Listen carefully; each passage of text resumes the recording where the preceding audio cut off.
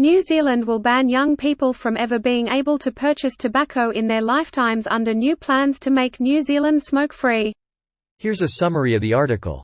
Older generations will only be able to buy tobacco products with very low levels of nicotine, and fewer shops will be able to sell tobacco products, Associate Health Minister Dr. Aisha Verrall announced as part of the new Smoke-Free 2025 action plan at Parliament on Thursday.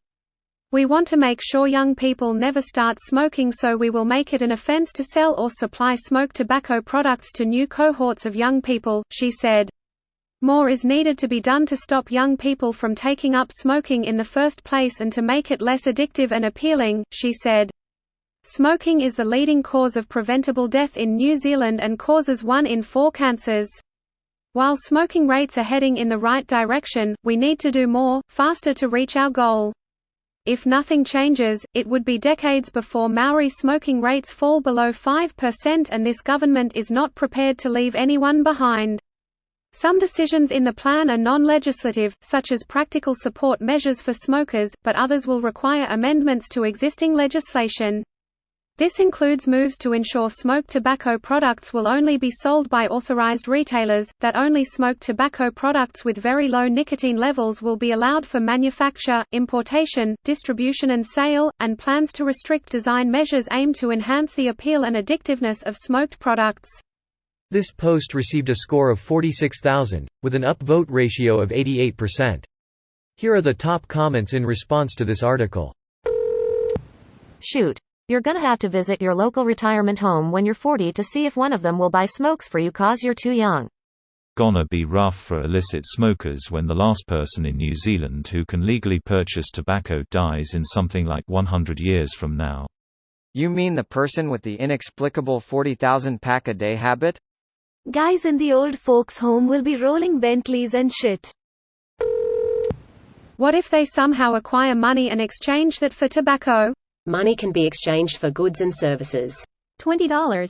I wanted a peanut. $20 can buy many peanuts. Explain how. Money can be exchanged for goods and services.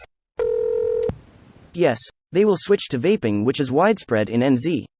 Current smokers will just switch to the black market. Homegrown tobacco is already a fast-growing business for the gangs.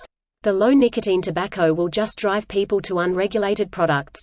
We see it in history time and time again. Did we not learn anything from Prohibition? You just drive people into the world of crime, funding gangs and mobs for centuries to come. Greater than did we not learn anything from Prohibition? Even people who are staunchly against the war on drugs like prohibition of other things they think are harmful, increasing the black market for those goods and services. This is one of my favorite subjects because of this. Banning drugs doesn't work? Absolutely agree. How about abortions, guns, and immigration? Guarantee you there's dozens of people who think one is false while the others are true, and will never draw the connection between all of them. Drugs, abortions, guns and immigration should all be legal and regulated. What's the connection? American conservatives pretty much all argue that banning drugs, abortions, and immigration totally works, but banning, regulating guns doesn't work at all. Cognitive dissonance be damned. I'm curious to see if an illegal market emerges, and the potential penalties.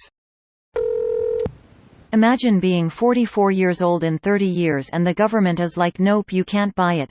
But the 45-year-old next to you is like, haha, sucker. The 45-year-old next to you is like, okay, I'll buy it for you, no problem. Imagine being 44 and, hey Mr. someone. Newsflash. Black market exploding in NZ.